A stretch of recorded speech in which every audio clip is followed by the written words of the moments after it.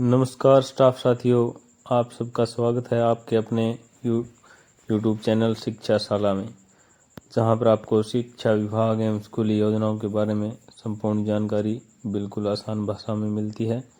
आज हम बात करने वाले हैं स्कॉलरशिप 2024-25। जैसा कि आप जानते हैं, पिछले कुछ दिनों से प्री मैट्रिक एवं पोस्ट मैट्रिक छात्रवृत्ति हेतु पोर्टल ओपन हो चुका है। इसके लिए हमें कुछ पूर्व तैयारियां करनी है, जिनको संक्षिप्त रूप में इस वीडियो में, जिसके लिए सबसे पहले हमें शाला दर्पण पोर्टल से स्कूल या ऑफिस लॉगिन करना है।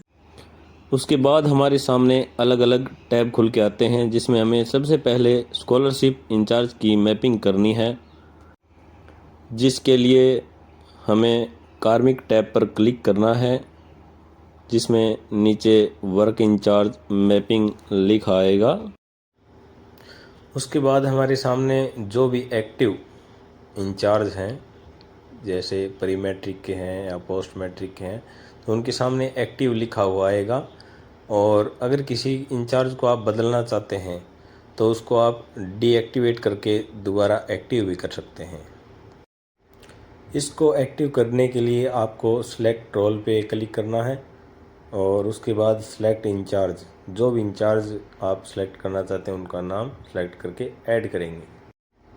इस प्रकार से हमने जैसे प्री मैट्रिक के लिए चूज़ किया है और नीचे इंचार्ज को सिलेक्ट किया है और उसके बाद ऐड पर क्लिक करते ही उस रोल के लिए जो एक्टिव हैं वो हो जाएंगे, जिनका नाम आपने सेलेक्ट किया है। उसके बाद हमें विद्यार्थी विवरण संशोधन प्रपत्र फॉर्मेट जो 5 है उस पर क्लिक करना है, जिसमें हमें कुछ सूचनाएं हैं वो देखनी है और मैंडेटरी फील्ड हैं उनको करना है। प्रपत्र 5 पर क्लिक करते ही हमारे सामने सेशन, क्लास और सेक्शन खुल के आएंगे। वहाँ से हमें सेशन जो करंट ईयर का अभी चल रहा है 2024 और 25 वो सिलेक्ट करना है, क्लास सेलेक्ट करनी है और उसके बाद हमें सेक्शन आएगा और उसके बाद हमें शो पे क्लिक करना है। शो पर क्लिक करते ही उनकी डिटेल्स आएगी। ये हमने करंट सेशन 2024-25 सेलेक्ट किया, क्लास 10th और सेक्शन ए, शो पर क्लिक किया तो उसके बाद हमारे सामने नीचे कुछ डिटेल्स आ रही हैं। इन डिटेल्स में जैसे विद्यार्थी का एसआर नंबर, उनकी NIC ID, name, father name, mother name, caste जो भी उनकी है और जेंडर, डीओबी और मोबाइल नंबर। इनमें अगर आप कुछ भी चेंज करना चाहते हो तो उसके सामने जो एक्शन बटन है उस पर हमें क्लिक करना है। पहले हमें डिटेल्स चेक करनी है कि कोई जो है गलत नहीं है, और अगर है तो उसको हमें सही करने के लिए एक्शन बटन पर क्लिक करके हम देख सकते हैं।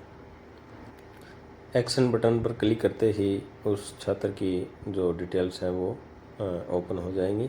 उनमें से कुछ फील्ड्स हैं जिनको आप यहीं से चेंज कर सकते हो।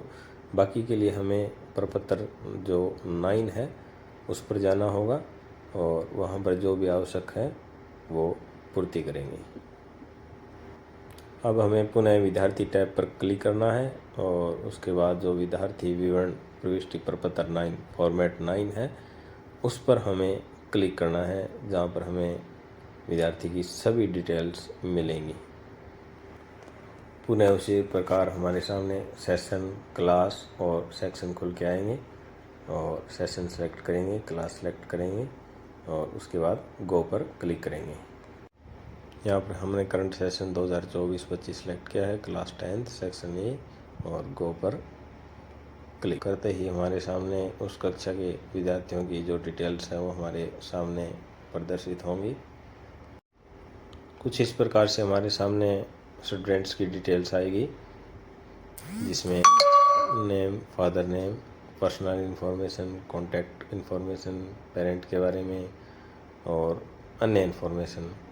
जिनमें जो ग्रीन दिया गया है इसका मतलब है कि ये ऑलरेडी इन्फॉर्मेशन है वो फिलअप है।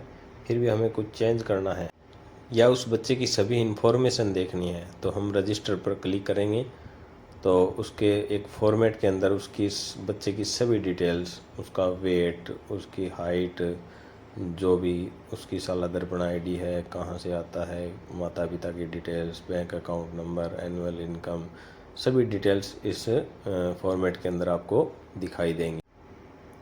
यहाँ से हम जो भी आवश्यक इंफॉर्मेशन है, जैसे पर्सनल इंफॉर्मेशन है, इस पर क्लिक करके, या पेरेंट इंफॉर्मेशन है, सिबलिंग इंफॉर्मेशन है, इन सब पर क्लिक करके हम इन सब को देखें कि जो भी मैंडेटरी फील्ड्स हैं या जो फील्ड हमें भरने चाहिए वो आवश्यक रूप से फिलअप हों, ताकि कोई भी बच्चा छात्रवृत्ति से वंचित ना रहे।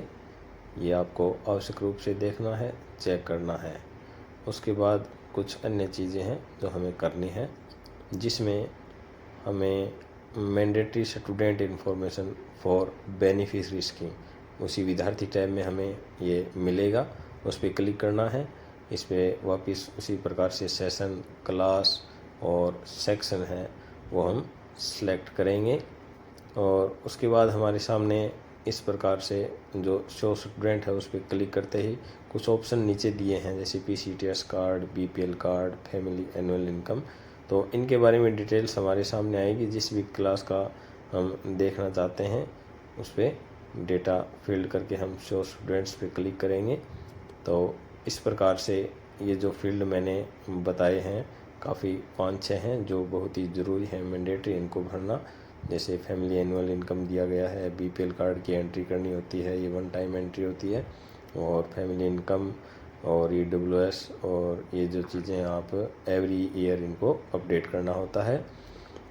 और जैसे इस पे हमने क्लिक किया था तो उसके बाद हमारे सामने इन बच्चों का डेटा सामने निकल के आया है, नाम और इनका SR नंबर। जिनकी PCTS ID चढ़ी हुई नहीं है वो हमें चढ़ानी है, अगर 1 से 5 तक है।